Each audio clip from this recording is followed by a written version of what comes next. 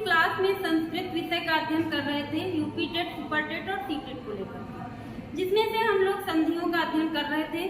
संधि का जो पहला पार्ट है, स्वर संधि। स्वर संधि में से भी हमने बहुत सारी पढ़ ली हैं। अभी बिल्कुल अंतिम स्टेज पे चल रहे हैं, यानी स्वर संधि के अंतिम भाग पर। इनमें से आज हम पढ़ लेंगे पूर्व रूप संधि।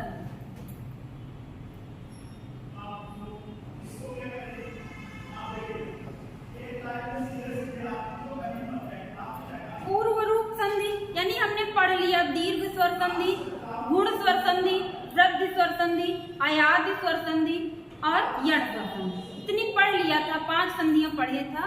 अब जो अगली संधि हम लोग पढ़ रहे हैं, पूर्व रूप स्वर संधि हम पढ़ेंगे। पूर्व रूप होता क्या है? तो किसी वर्ण का पूर्व वाले का रूप हो जाना ही पूर्व रूप कहलाता है। इसमें से हम देख लेते हैं सूत्र क्या है, पूर्व रूप संधि का सूत्र क्या है।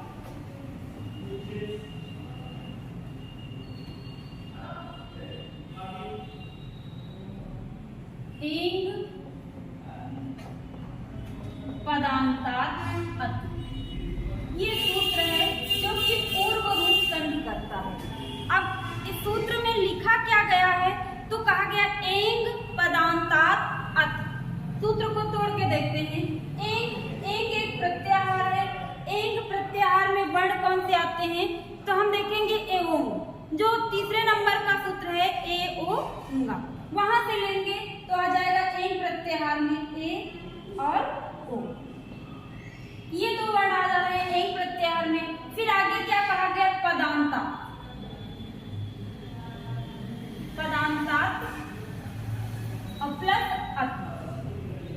यहाँ पे संधि होकर के बन गया पदांतात्। अब यहाँ पे ता को दा हो गया, यहाँ पे व्यंजन संधि हुई है। पदांतात् का मतलब पद के अंत में, यानी ए ओ पद के अंत में हो। अति हमने बताया था जो सप्तमी में लिखा हो वो हमेशा दूसरा पद होता है, इसलिए अति का मतलब है अत और अत का मतलब हो जाएगा यहाँ पे आ। अब इसको ऐसे समझ सकते हैं कि इधर ए या ओ, वो भी पदांत हो, पद के अंत में ए या ओ आए और इधर आ हो, तो आ को पूर्व रूप हो जाना। पूर्व रूप मतलब इसी का रूप ले लेना ही पूर्व रूप संधि कहलाता है। यानी अब सूत्र के हिसाब से देख लेते हैं। इधर वाले शब्द का, यानी पूर्व वाले शब्द का जो अंतिम वर्ण होगा वो ए होगा या तो ओ होगा, और जिस शब्द का ये ए ओ होगा वो कोई पद होना चाहिए। पद का मतलब हम समझते हैं, यानी जैसे संस्कृत में हमने देखा शब्द अलग चीज है, पद अलग चीज है। शब्द जैसे राम ये शब्द है, यानी प्रातिपदिक है। जब तक कि इसका रूप ना हम बना लेंगे तब तक ये पद नहीं कहलाएगा। जब हम इसका रूप बनाते हैं रामम, रामो, रामा, तब ये पद कहलाएगा। जब तक कि इसका रूप नहीं बनाते तब तक ये पद नहीं कहलाएगा। तो इस तरीके के पद होनी चाहिए, यानी उसका कोई ना कोई रूप बना होना चाहिए और पद के अंत में क्या आना चाहिए? ए या ओ। और दूसरे शब्द का जो पहला वर्ण होगा वो ह्रस्व आ होगा, यानी छोटा आ होगा। तो ह्रस्व आ जो होगा वो इस ए या ओ का रूप ग्रहण कर लेगा, यानी उसमें वो इस यहाँ पे संधि कार्य और कुछ नहीं होगा, ये सिर्फ जा करके इन वर्णों में मिल जाएगा ए या ओ। चलिए अब इसको फिर से देखते हैं, कंडीशन क्या बनेगी।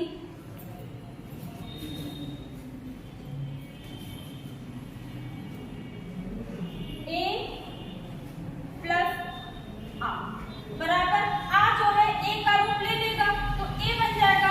अब यहाँ पे एक होगा क्या कि जब आ पहले चला जाएगा तो आ के स्थान पे एक चिन्ह रह जाएगा। ऐसा चिन्ह ये अपने स्थान पे छोड़ेगा कि ये चिन्ह जो होगा ये सूचना देगा कि यहाँ पे आ पहले से था। यदि ये चिन्ह ना लगाएं तो हमें ये पता नहीं चलेगा कि यहाँ पे पहले से आ था। अब ऐसा नहीं कर सकते कि आ के स्थान पे ये चिन्ह हो गया या आ ये चिन्ह बन गया, ऐसा नहीं कर सकते। आ के स्थान पे वो चिन्ह रह गया, यानी आ बना ले लिया, इसीलिए संधि का नाम पूर्व रूप पड़ा। ओ के बाद आ आए तो ये जो है इसी में मिल जाएगा, मतलब इसी का रूप ग्रहण कर लेगा और इसके स्थान पे ये चिन्ह रह जाएगा। इस चिन्ह को कहते हैं अवग्रह चिन्ह, यानी आ के स्थान पे यह अवग्रह चिन्ह रह जाएगा। यही चिन्ह जो है ये दर्शाएगा कि यहाँ पे आ पहले से था। चलिए उदाहरण देख लेते हैं।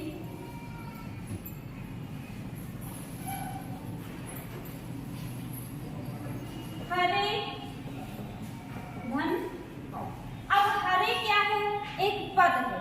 जब हरि का रूप पढ़ते हैं तो हरे रूप बनता है,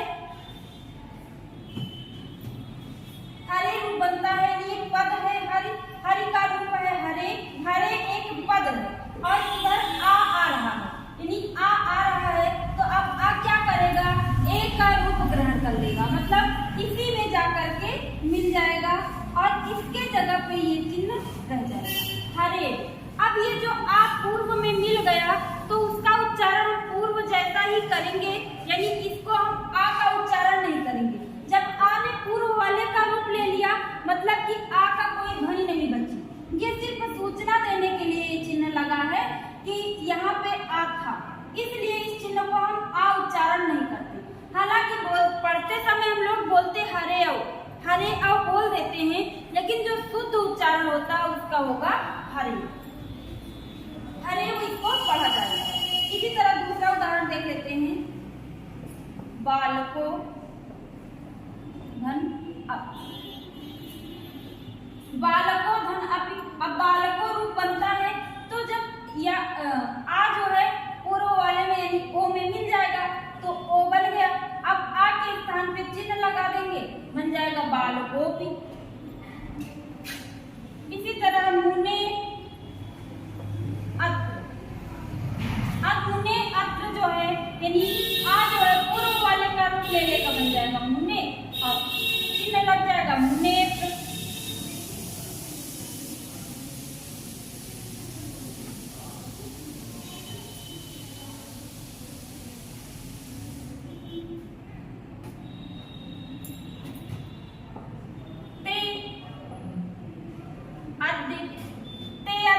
अब इसको जोड़ेंगे तो बन जाएगा ते।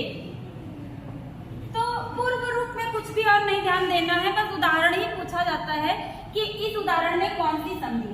तो बस आपको क्या करना है कि ऐसा कोई चिन्ह दिखे तो याद रखेंगे ये पूर्व रूप का चिन्ह है, यानी पूर्व रूप संधि यहाँ पे हुई है। जब इसका संधि विच्छेद पूछा जाए तो बस खाली इस चिन्ह को हटा के इस चिन्ह के स्थान पे खाली आ रख देना है, बस आपका संधि विच्छेद हो जाएगा। तोड़ के देख लेते हैं कुछ उदाहरण।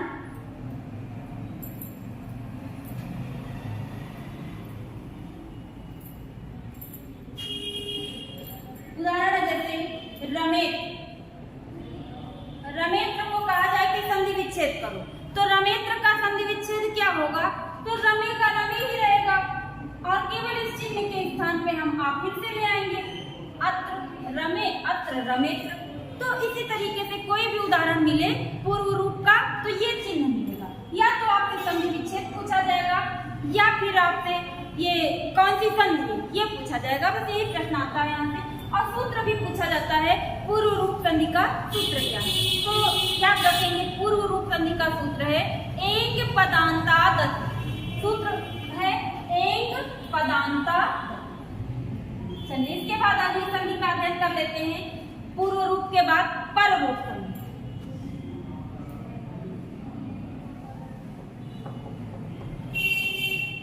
पर रूप संधि क्या है तो देख लेंगे। अभी तक क्या देख रहे थे कि पूर्व रूप हो जाना यानी ए या ओ के आ जो है वो ए या ओ का रूप ग्रहण कर रहा था, यहाँ भी ए या ओ का रूप ग्रहण करेगा आ जो है वो ए या ओ का रूप ग्रहण करेगा। उसमें क्या होता था कि आ बाद में होता था और वो पहले वाले का रूप ग्रहण करता था।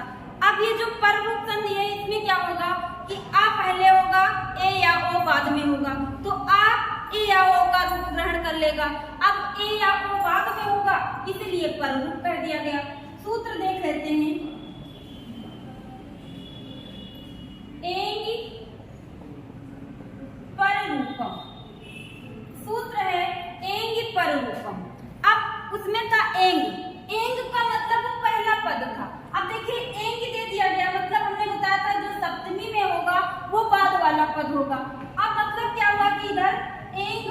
चाहिए, और अत को वहां से उधार लेना पड़ेगा। अत इधर होना चाहिए, यानी आ इधर होगा, इधर एंग प्रत्याहार का वर्ण होगा। एंग प्रत्याहार में आते हैं ए या ओ। तो अब इधर आ हो, इधर ए या ओ हो, तो ये आ अपने से पर वाले का रूप ले लेगा, यानी बाद वाले का रूप ले लेगा। यही है पररूप संधि। अब यहाँ एक चीज और ध्यान देना है, ये आ होगा कैसा, तो ये आ कोई उपसर्ग का होगा, यानी हम इसको परिभाषित ऐसे कर सकते हैं कि पूर्व वाला पद जो होगा वो अकारांत उपसर्ग हो, यानी इधर कोई अकारांत उपसर्ग हो, यानी आ से खत्म होने वाला कोई उपसर्ग होना चाहिए। और इधर एंग, एंग यानी ए या ओ आए, वो भी कोई धातु, यानी ए या ओ से शुरू होने वाली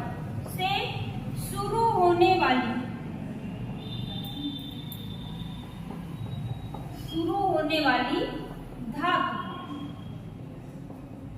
तो हो जाएगी पररूप संधि। यानी कंडीशन क्या है, इधर अकारांत उपसर्ग होगा और इधर ए या ओ से शुरू होने वाली कोई धातु होगी, मतलब इधर उपसर्ग होना जरूरी है और इधर धातु होना जरूरी है। जब ऐसा नहीं होगा तो यहाँ पे एक दूसरी संधि भी हम पढ़ चुके हैं कि आ के बाद ए या ओ आता था, तो एक संधि पढ़ चुके हैं वृद्धि संधि, यानी वृद्धि हो जा रही थी।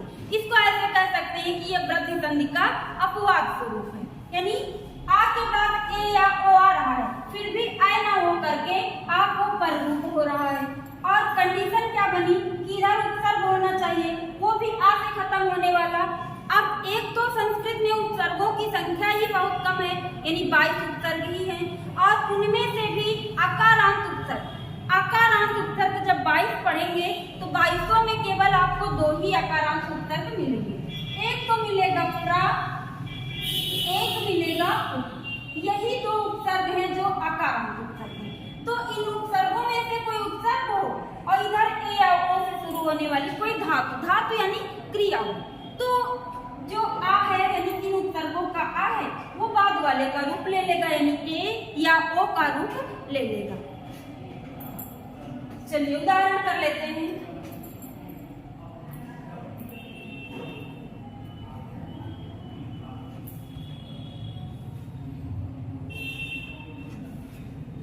प्रा उपसर्ग है, इधर एजते धातु।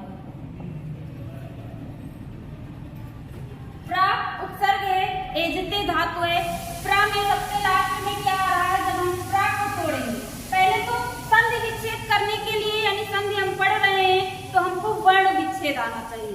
अब प्रा में सबसे लास्ट में क्या आ रहा है, पा आएगा कि रा आएगा कि आ आएगा। प्रा में सबसे लास्ट में क्या आएगा, तो हम ऐसा कर सकते हैं कि जब इसको हम तोड़ेंगे तो पा धन रा धन आ, ऐसे बना है प्रा।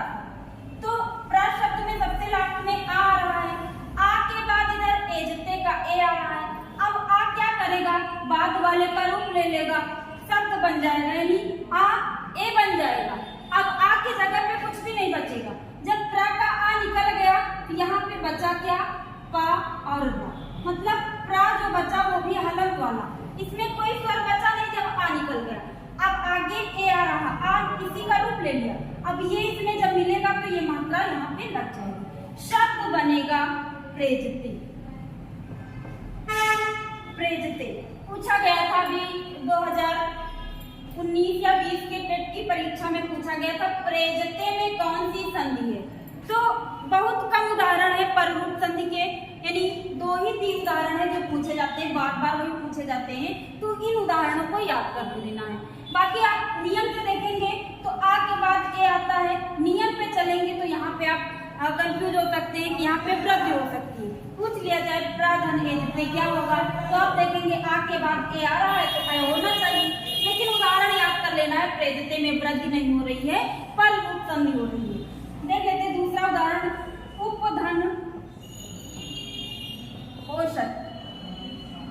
उपधन औषध, इधर आ है इधर ओ है, शब्द क्या बन जाएगा, जब आ ओ बन जाएगा तो ओ इसी पा में लग जाएगा, बन जाएगा उपोषध। फिर एक और उदाहरण देख लेते हैं, प्रा धन औषध।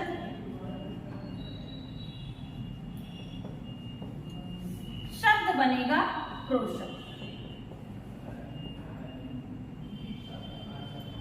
तो ये थी पररूप संधि, यानी यही 3 उदाहरण हमको मिल सकते हैं, प्रेजते, उपोषति, प्रोषक। और भी उदाहरण मिल सकते हैं, लेकिन जो ज्यादातर आते हैं यही आते हैं। तो यही 3 उदाहरण टेट, सुपर टेट और सीटेट के हिसाब से याद कर लेना है। यानी प्रेजते में कौन सी संधि? पररूप संधि। उपोषति में कौन सी संधि? पररूप संधि। प्रोषक में कौन सी संधि? पररूप संधि। तो यही 3 उदाहरण पररूप में याद रखना है।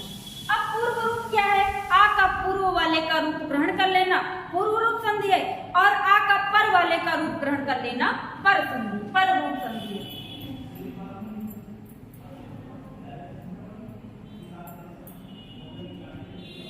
इसके बाद एक संधि का नाम और आता है, देख लेते हैं, प्रकृति भाव संधि।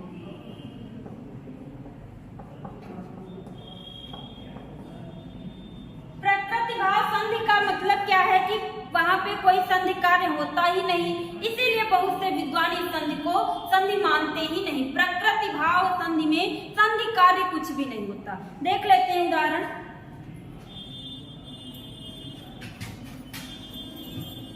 हरि एतो। जब संधि हुआ तो ऐसे ही लिख दिया गया हरि एतो। इसमें कोई भी संधि कार्य नहीं होता है, तो इसीलिए इसको संधि माना नहीं जाता। यहाँ से आज तक उदाहरण आए भी नहीं। गंगे अमु, गंगे अमु, यानी कोई भी संधि कार्य न होना प्रकृति भाव संधि कहलाता है। तो इसलिए इसमें ज्यादा उदाहरण ध्यान देने की आवश्यकता नहीं। बस आपको ऐसा कोई उदाहरण मिले कि इस तरीके से दिया है और वैसे ही यहाँ लिखा है, पूछा जाए इसमें कौन सी संधि है, तो प्रकृति भाव संधि। प्रकृति भाव का मतलब है कि संधि कार्य न हो। तो यहाँ तक थी स्वर संधियों की चर्चा, यानी स्वर संधियां हमने पूरी पढ़ ली।